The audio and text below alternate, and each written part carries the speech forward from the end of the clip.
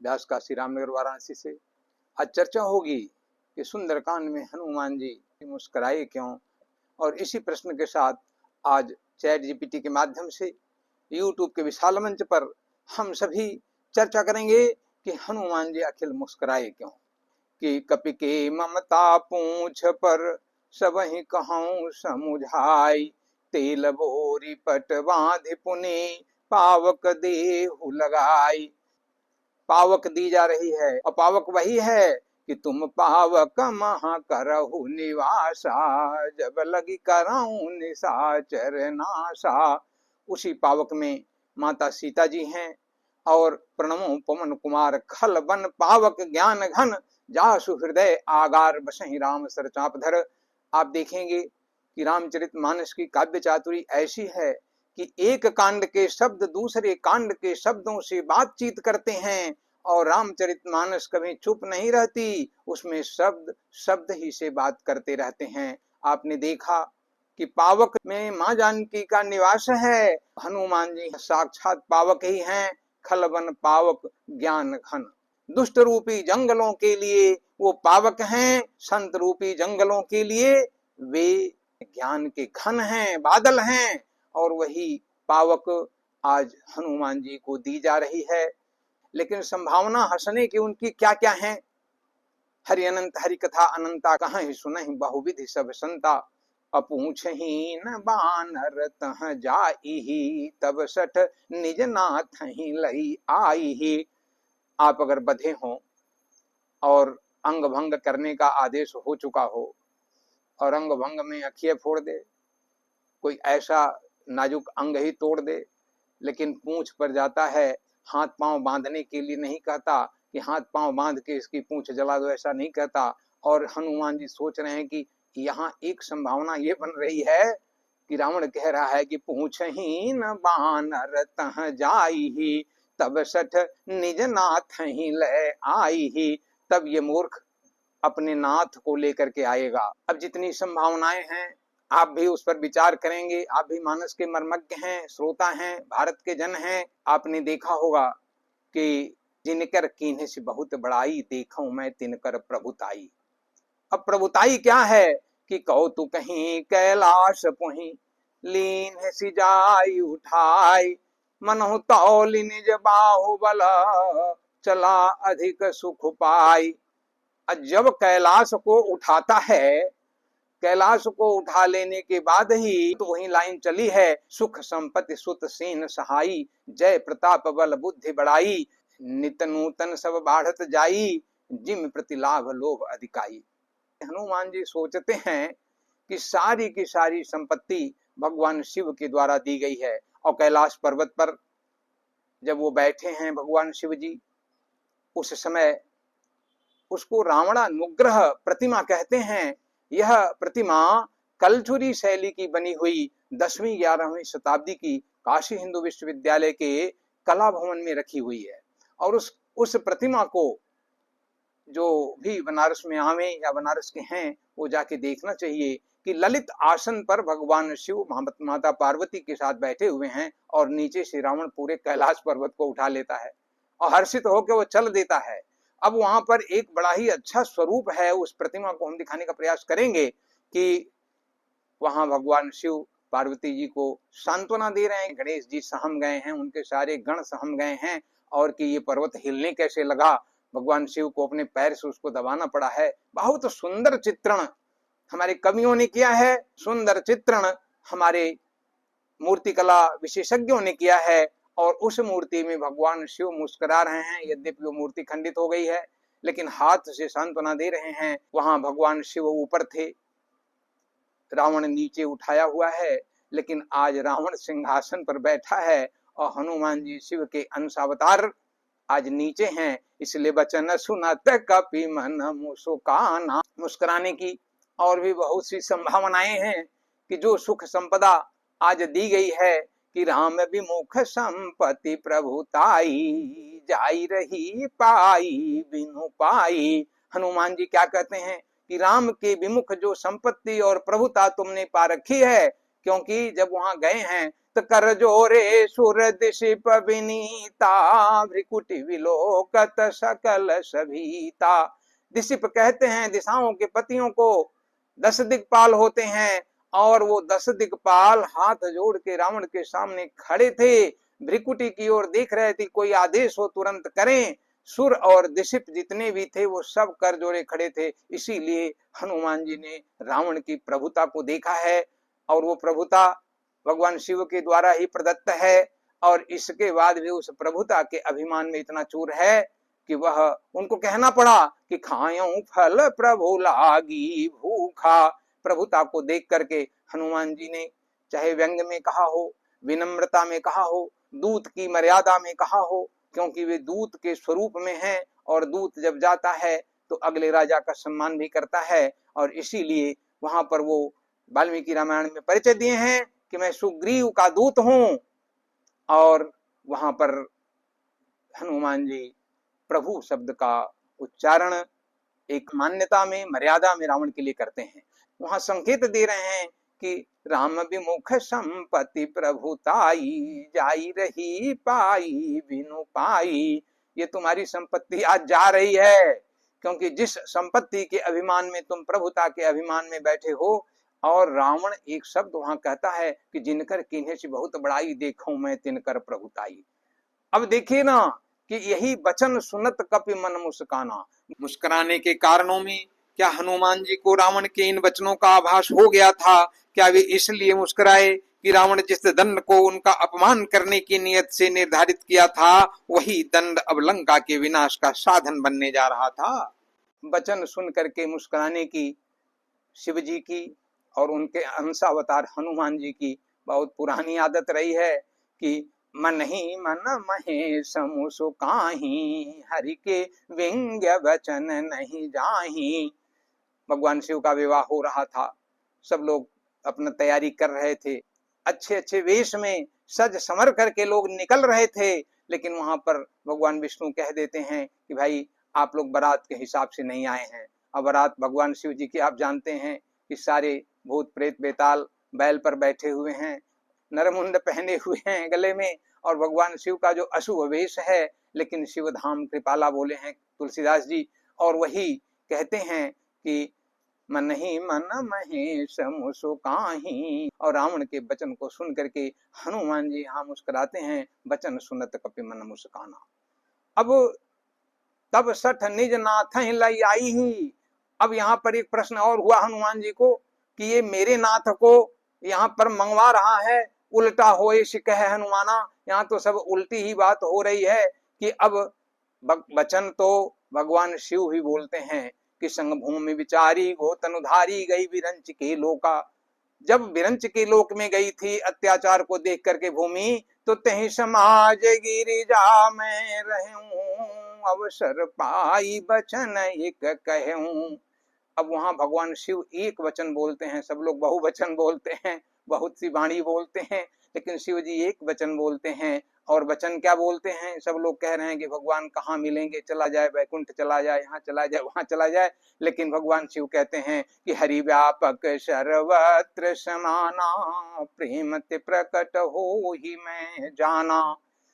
यहाँ जाना शब्द की है, माना शब्द नहीं कहते हैं कि मैं जान रहा हूं, अच्छी तरीके से समझ चुका हूं कि प्रेम से प्रकट होने वाले भगवान हैं। और उसी भगवान को प्रेम से प्रकट कर लेता रावण अगर चाहता तो, हृदय से पुकारेगा जिस दिन तुझे मैं तुझे हो के लाचार आना पड़ेगा। अगर तुम्हें बिगड़ी बनाते किसी की तो मेरी भी बिगड़ी बनाना पड़ेगा। सारे भक्त संतों के हृदय में जब प्रेम का एक ज्वार फूटता है भगवान के प्रति, तो भगवान प्रकट होते हैं, किसी न किसी रूप में आते हैं, अपने अनुग्रह देते हैं। लेकिन यहाँ रावण अनुग्रह में आपने देखा होगा उस मूर्ति में कि भगवान शिव हंस रहे हैं और बहुत कुछ दिया, लेकिन आज वही संपदा जाने वाली है कि मति भ्रम तोर प्रकट में जाना। वहां भी जाना शब्द की उच्चारण करते हैं। जाना शब्द भी उस जाना शब्द से संवाद कर रहा है जो बालकांड में भगवान शिव के विवाह के समय तुलसीदास जी ने लिखा है। वही जाना शब्द मति भ्रम तोर प्रकट में जाना। हनुमान जी ने कहा कि तुम्हारी मति भ्रमित हो गई है, उल्टा होए शिकह हनुमाना। सब कुछ उल्टा है। उस समय मैं ऊपर था, सारी सुख संपदा दिया, आज तुम सुख संपदा को पाकर प्रभुता में बैठे हो और मैं बधा हुआ नीचे हूँ, लेकिन उल्टा होए शिकह हनुमाना। ये सारी चीजों को देख के हनुमान जी हंस रहे हैं, मुस्कुरा रहे हैं। बचन सुनत कपि मन मुस्काना, और कह रहा है कि तब सठ निज नाथ ही लई आई, अपने नाथ को लेके आएगा।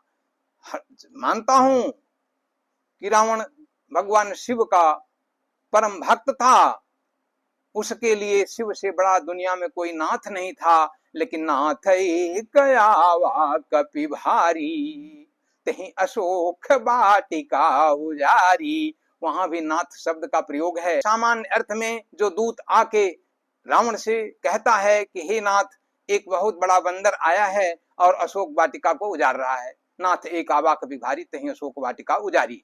लेकिन जब आप जरा न किसी दूत का, किसी गुप्तचर का संदेश देखेंगे तो उसमें क्या है कि नाथ एक, पूरी दुनिया का एक ही नाथ है महाराज, आवा, वो आ गया है। नाथ एक आवा कपि भारी, वह बहुत भारी स्वरूप में आया हुआ है। और तहीं अशोक, आज वो अशोक है, निश्चिंत है, वाटिका अभी रुका हुआ है, टिका हुआ है, और उजारी उसका प्लानिंग जलाने का है। भगवान शिव के अंश हैं हनुमान जी, और रुद्र जो है ना, वो अग्नि के लिए ही प्रयुक्त होते रहे हैं। आप अथर्ववेद में 7:3-81 में जब देखेंगे कि तस्मै रुद्राय नमो अस्तु अग्नये, रुद्र ही अग्नि है। महाभारत के अनुशासन पर्व में 160-50 में आप जब देखेंगे तो बदंत अग्नि महादेव, महादेव को अग्नि ही कहा जाता है। तैत्तिरीय संहिता के 5-4-3 में जब आप देखेंगे तो रुद्रो वा एषः यदाग्नि, रुद्र ही वह अग्नि है। शतपथ ब्राह्मण के 1-7-3-8 में जब आप देखेंगे तो अग्निर्वै सदेवः, वह साक्षात अग्नि है। वायु पुराण में अग्नि को काल रुद्र कहा गया है। और ऐसी ही भगवान शिव के अंशावतार हनुमान जी को आप समझेंगे कि रुद्र भगवान शिव के बड़े ही उग्र और भयानक स्वरूप हैं, और भगवान शिव कल्याण के स्वरूप हैं। हनुमान जी रुद्र के अंश हैं। लगा कि उल्टा होए शिकह हनुमाना, तुम तो उलट रहा है रावण, क्योंकि बचन सुनत कपि मन मुस्काना। और क्या उलट रहा है? जो रुद्र भगवान शिव के सौम्य रूप में आए, रुद्रांश पवन पुत्र हनुमान जी, आज यहाँ पर फिर उसी अग्नि की ओर लपेटे जा रहे हैं। अग्नि दी जा रही है उनको, पावक दी जा रही है उनको। इसका मतलब कि उनका रुद्रत्व, बंदर का बंदरत्व, वानर का वानरत्व आज प्रकट कराना चाहते हो। और इसीलिए हनुमान जी मन में मुस्कुराने लगे कि बचन सुनत कपि मन मुस्काना। रावण ने कैलाश उठाया था, मुस्कुराहट वहां भी थी। दृश्यात्मक पुनरावृत्ति हो रही है बार बार रामचरितमानस में। भगवान शिव कभी ऊपर हैं, मुस्कुरा रहे हैं, यहाँ पर रावण आज ऊपर है, मंच पर बैठा है, मुस्कुरा रहा है। और आज हनुमान जी भी बचन सुनत कपि मन मुस्काना। और मुस्कुराने का एक कारण ये है कि नाथ एक आवा कपि भारी, कहीं अशोक वाटिका उजारी। सूचना उसको दी जा चुकी है कि नाथ एक आवा कपि भारी। भगवान शिव से जब माता पार्वती कथा सुनने का आग्रह करती हैं तो बहुत ही प्रेम से उनको प्रार्थना करती हैं कि विश्वनाथ मम नाथ पुरारी, त्रिभुवन महिमा विदित तुम्हारे। अब भगवान शिव के नाथ कौन है जरा आप देखिएगा। बाल रूप सोई रामो, सब सिद्धि सुलभ जपत जिसु नामो, मंगल भवनय मंगल हारी, द्रवहु सुदशरथ अजिर विहारी। ऐसा कह करके भगवान शिव भगवान राम की प्रार्थना करते हैं, बाल रूप भगवान राम की प्रार्थना करते हैं। अपुरुष प्रसिद्ध प्रकाश निधि, प्रकट परावरनाथ, जो प्रसिद्ध पुरुष हैं, प्रकाश के पुंज हैं, और सारे चर अचर के नाथ हैं। रघुकुल मणि मम स्वामी सोई, कहि शिवनायो माथ। रावण जानता है कि इनके नाथ बाल रूप भगवान राम हैं, और बच्चे को कैसे लाएंगे यहाँ।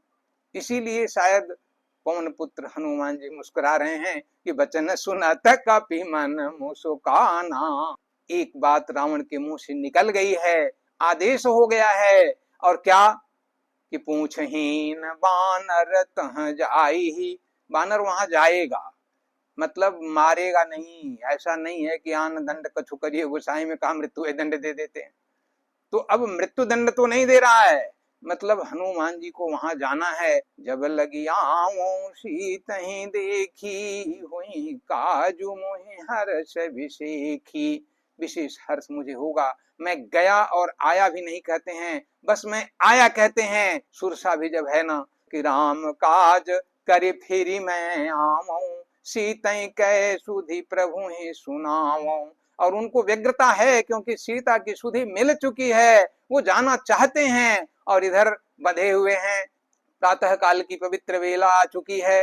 रात में उन्होंने लंका को घूम घूम के देखा है, बहुत से दृश्य उनसे छूटे हैं, बहुत सी थाह लगानी भी बाकी है। और इस प्रकार से हनुमान जी यह अंदाजा लगाने का प्रयास कर रहे हैं कि दिन में क्या सुंदर सैर होगी, घुमाया जाएगा। और कहा कि बाजहि ढोल देहि सब तारी, नगर फेरी पुनि पूछ प्रजारी। पिछले वीडियो में हमने कहा था कि किस प्रकार से जो अधर्म था वो अपना तांडव नृत्य भी सुंदरकांड में लंका में कर रहा है। और सब ताली दे रहे हैं, ढोल बज रही है, लातों से मारा जा रहा है, हनुमान जी का अपमान किया जा रहा है, सब प्रसन्न है। हनुमान जी प्रहसन के पात्र बने हुए हैं। लेकिन दंड क्या मिलने वाला है, पुरस्कार क्या मिलने वाला है, पिछले वीडियो में हमने बताया था। और हनुमान जी ने लंका जला करके पुरस्कार सबको दिया है कि जो संपत्ति शिव रावण ने दीन दिए दशमात। हनुमान जी आज उस संपदा को विध्वंस कर चुके हैं। और आपको पता होगा कि विभीषण का घर नहीं जला, कुंभकर्ण का घर नहीं जला। क्यों? क्योंकि जिसके मन में प्रेम है, श्रद्धा है, भाव है, ज्ञान घन है, वो ज्ञानी लोग रहते हैं, बुद्धि रहती है, भक्ति रहती है, ऐसे जंगल रूपी मनुष्यों पर वे घन के समान बरसात करके उसको हरा भरा कर देते हैं। लेकिन खलवन पावक हैं वे, दुष्टों के जंगल रूपी समूह के लिए वे पावक हैं। और वही पावक कि तुम पावक महा करहु निवासा, जब लगी करहु निशाचर नासा। शब्द शब्द से बात करते हैं। तुलसीदास जी के रामचरितमानस में गूढ़ संकेत छिपे होते हैं। रावण अग्नि की बात नहीं किया है, पावक की बात किया है। और पावक पवित्र अग्नि को कहते हैं। और पवित्र अग्नि शायद वो उनकी पूंछ में आग लगा करके उनकी आरती ही करना चाहता हो। हनुमान जी सोच रहे हैं कि ये वीरोचित सम्मान है, हमारी पूंछ में अग्नि लगाई जा रही है और हमें रुद्रांश में, रुद्रावतार में भेजा जा रहा है। मैं रुद्र ही अग्नि का स्वरूप था और आज वह फिर से प्रत्यक्ष किया जा रहा है। हनुमान जी शायद यही सोच करके मुस्कुरा रहे हैं कि उल्टा होए कहे हनुमाना, सारी चीज उलट दी जा रही है। दुनिया रुद्र से शिव और शिव से आज हनुमान के अंश में आई है और आज उसको पुनरावृत्ति ये करना चाहता है। इसीलिए वचन सुनत कपि मन मुस्काना।